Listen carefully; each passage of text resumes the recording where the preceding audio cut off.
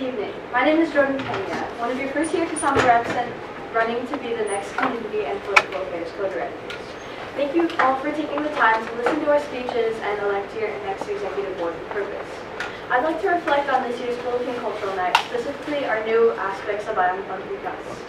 One of the piece's authors, Malia Cruz, said these two lines that resonated with me.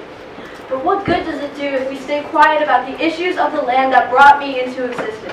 Speak up, we must speak up. Speech is such a powerful tool for connecting with others on a deeper level. But it can be scary, especially when you don't fully understand or don't want to undermine the gravity of the issues our Kasamas in the diaspora endure.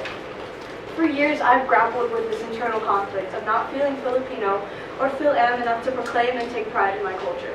However, Kasamahan has propelled me to be vulnerable, to educate myself and embrace aspects of my context, both the good and the bad. I want every Kasama to feel safe enough to go above and beyond their current understanding of their heritage. And so, as your Kappa CD, I'll strive to embody the idea of Pagtuklas, a willingness to discover and explore. We may not fully realize the depth of everything happening in our communities, however, it's that eagerness to go the extra mile, to learn that will drive us to listen to the voices of those with experience and take action to advocate for their causes.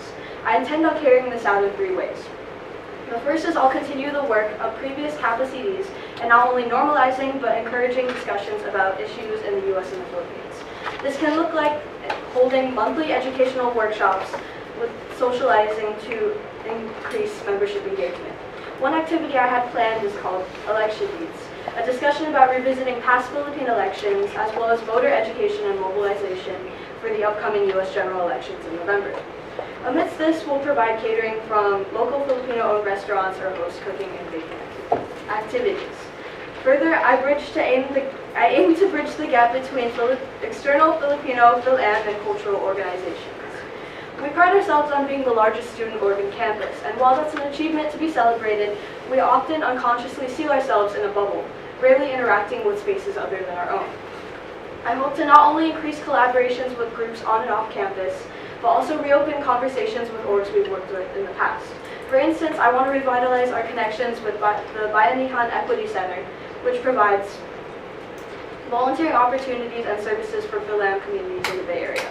Lastly, I'm all about connecting with our community and cultivating a safe space for our members to investigate and pursue their interests.